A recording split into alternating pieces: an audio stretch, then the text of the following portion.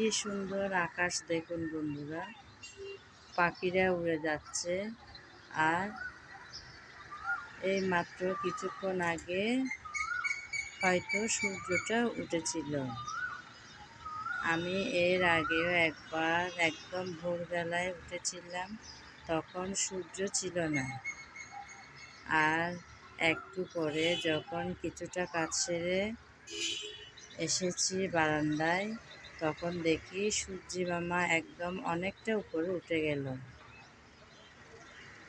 আমি তো কাজে ছিলাম, তাই একদম শুরু থেকে দেখতে পারিনি। আসলে সময় কারোর জন্য থেমে থাকে না।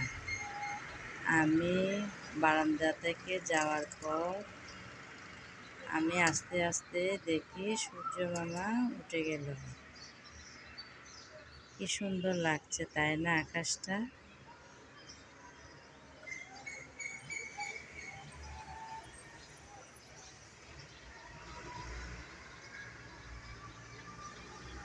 আজকের দিনটা আমার একটা স্মরণীয় দিন।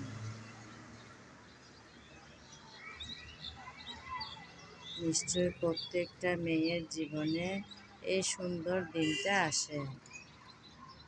আজকের দিনেই হয়েছিল আমার বিবাহ, তাই আজ আমার বিবাহবার্ষিকী। যেহেতু এখন রোজা, তাই তেমন কোনো গাড়ি ঘোড়া নেই, রাস্তাঘাট একদম ফাঁকা ফাঁকা। আজ তো প্রথম রোজা, হয়তো সে কারণে রাস্তাঘাট ফাঁকা ফাঁকা মনে হচ্ছে।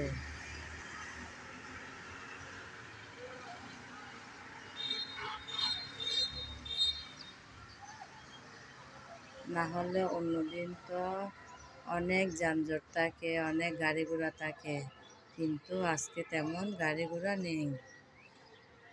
মাত্র কিছুক্ষণ আগেই তো আপুরা ভাইয়ারা ভোরবেলায় সেহরি করে হয়তো কেউ যে যার কাজ, নামাজ কিংবা শুয়ে আছে, তাই এখনো তেমন মানুষজন নেই বাইরে। যাই হোক, এই সুন্দর দৃশ্যটা আপনাদেরকে দেখালাম। এখন চলে যাব আবার পরবর্তী কাজে।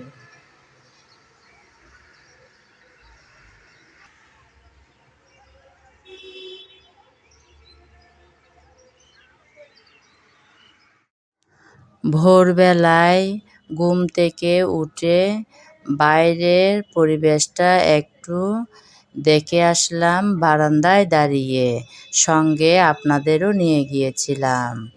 তো খুব সুন্দর শান্ত পরিবেশ ছিল। যেহেতু আজকে প্রথম রোজা, সেজন্য মনে হয় একদম শান্ত। তারপর ঘরে ঢোকার পর কিছুটা সকালের কাজ সেরে বসিয়ে দিলাম সকালবেলার নাস্তা।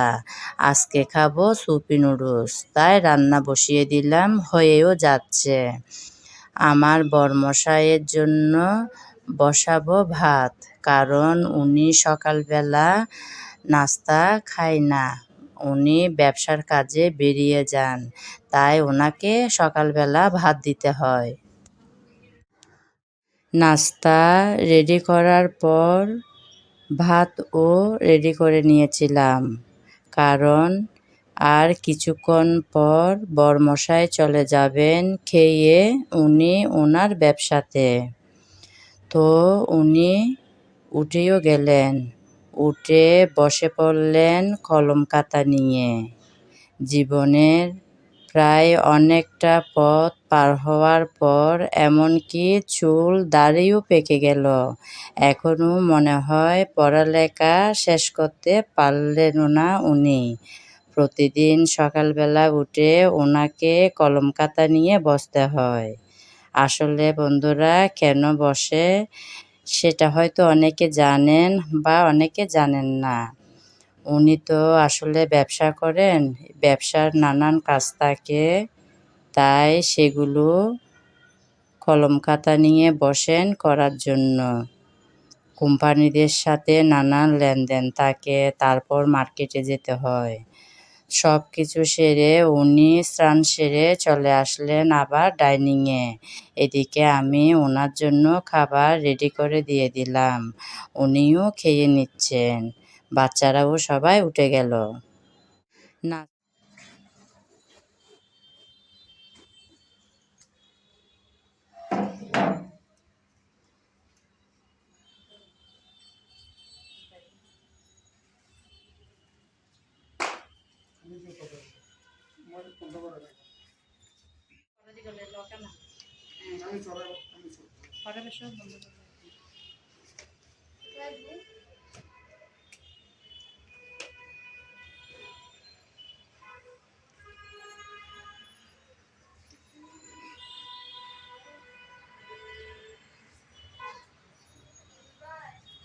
হ্যাঁ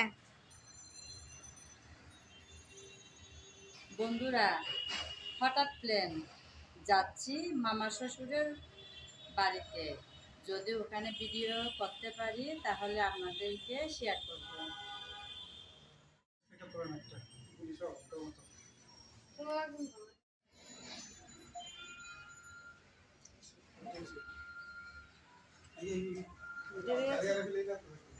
হ্যাঁ হ্যাঁ তাহলে যান মামুনি ইফতার টাইম কিন্তু এখন বলি তো দেখতে পারবো না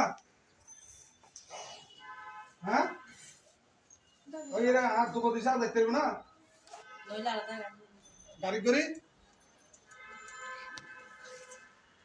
আর তোলি আর তো আনছ বাইরে বাইরে আনিস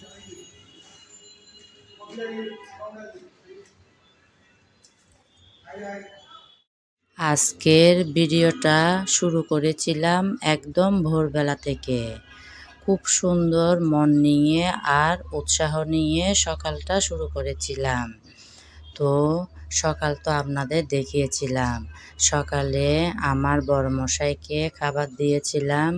উনি খেয়ে দিয়ে চলে গিয়েছিলেন ওনার ব্যবসাতে। তারপর আমিও রেডি হয়ে আমার ছেলেকে নিয়ে চলে গিয়েছিলাম আর মেয়েকে নিয়ে প্রাইভেটে। যখন প্রাইভেটে ছিলাম তখন কল করেছিলেন আমাকে আমার বড়মশাই, আমার মামা শ্বশুর নাকি আর এই পৃথিবীতে নেই, উনি চলে গেলেন না ফেরার দেশে। এই খবরটা শুনে ভীষণ খারাপ লাগছিল আমার। তো কী আর করা, তারপর দুপুরটা তো কোনো রকম সমস্ত কাজ আর খাওয়া দাওয়া বাইরে থেকে আসা সব সেরে তারপর আমরা রেডি হয়ে, আপনারা তো দেখেছেন বন্ধুরা, আমি আর আমার বরমশাই বেরিয়ে পড়লাম অনেক তাড়াহুড়ার মধ্যে। তখন মনে হয় প্রায় 3টা বেজে গিয়েছিল, কারণ এখান থেকে লাশ নিয়ে যেতে হবে। আমার মামা শ্বশুর থাকেন আমাদের এলাকার মধ্যে। আমি যে বাসায় থাকি তার পাশেই থাকে আমার মামা শ্বশুর। এখানেই উনি গত হয়েছেন। তাই ওনাকে অ্যাম্বুলেন্সে করে আমি আর আমার বরমশাই আরও কয়েকজন আছেন সবাই গিয়ে বাড়িতে দিয়ে আসবো। তো সেজন্য তাড়াহুড়া করে রেডি হয়ে বেরিয়ে গেলাম। তখন বলেছিলাম ওখানে গিয়ে যদি ভিডিও নিতে পারি আপনাদের দেখাবো। কিন্তু দুঃখের বিষয় ওখানে গিয়ে আমি কোনো ভিডিও নিই নাই। আসলে বন্ধুরা, এরকম অবস্থায় ভিডিও নেওয়া সম্ভব না। এটা আমার শ্বশুরবাড়ির আত্মীয় হলেও আমার কিন্তু ভীষণ আপন একটা মানুষ। উনি আমার মামা শ্বশুর, আমার বড়মশাইয়ের একটা মাত্র মামা। আমার ভীষণ ভালো লাগতো এই মামাটাকে। উনিও আমাকে ভীষণ পছন্দ করতেন এবং আমার বাচ্চাদেরও। আমার বাচ্চারাও ওনাকে ভীষণ পছন্দ করতেন। আজকে উনি গত হয়েছেন।